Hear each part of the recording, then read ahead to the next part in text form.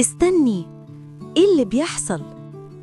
ليلى فتحت عينيها وهي شايفة دخان أزرق بينور أوضتها. الدخان كان بيلف ويدور بسرعة رهيبة لحد ما طلع منه جني ضخم، جسمه عامل زي الضباب والنور. بص ليها بعينيه الدافية وقال لها: ما تخافيش يا صغيرة، انتي حررتيني بعد 10,000 سنة. ليلى كانت مش مصدقة نفسها، ازاي ده حصل؟ هي لسه من كام ساعة كانت ماشية في طريق ريفي هادي رايحة بيت جدتها القديم، وكانت الشمس بتغرب والسما لونها برتقاني جميل، وليلى شايلة شنطتها الصغيرة وماشية بخطوات خفيفة، مبسوطة إنها رايحة تشوف جدتها تاني بعد شهور طويلة.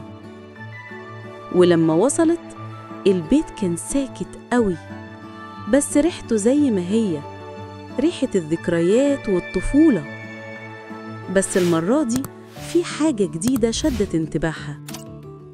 باب صغير خشب في آخر الممر عمرها ما شافته قبل كده.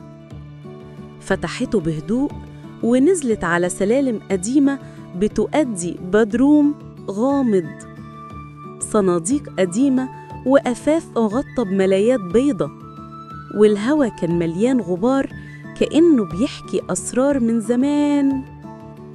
وهناك في ركن البدروم كان في مصباح نحاسي جميل، سطحه منقوش بنقوش دقيقة كأنه بيخبي جواه حاجة سحرية.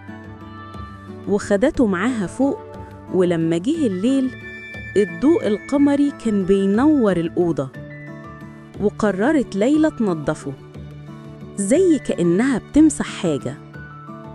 وفجأة الدخان الأزرق طلع منه والنور ملى الأوضة كلها، ومن هنا ظهر الجن الطيب اللي بيبتسم لها دلوقتي. قال لها وهو صوته عميق ولطيف: علشان أنقذتيني هحقق لك 3 أمنيات. فليلى فرحت وقالت بسرعة: عايزة أشوف أجمل مكان على وش الأرض.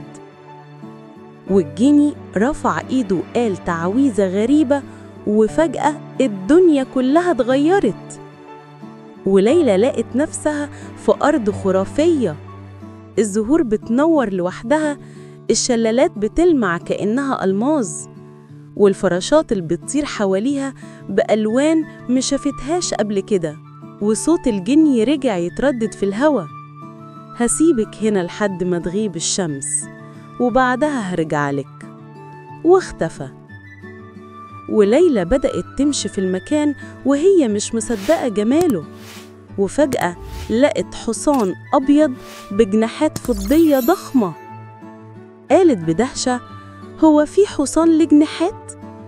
الحصان ضحك وقال لها: أنا مش أي حصان، أنا مبعوث من الجني، وجيت أخدك تروحي أي مكان نفسك فيه. وبصوت مرح وساحر ليلى ضحكت وقالت: طب عايزة أطير فوق السحاب. وفجأة الحصان فتح جناحاته وطار بيها فوق الجبال والأنهار، وليلى بتضحك من قلبها وريح بتلعب في شعرها.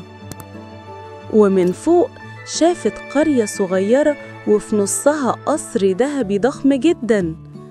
القرية كانت هادية قوي، ما فيهاش حد غير واحدة جميلة قاعدة قدام القصر، بصت لها وابتسمت كأنها مستنياها من زمان.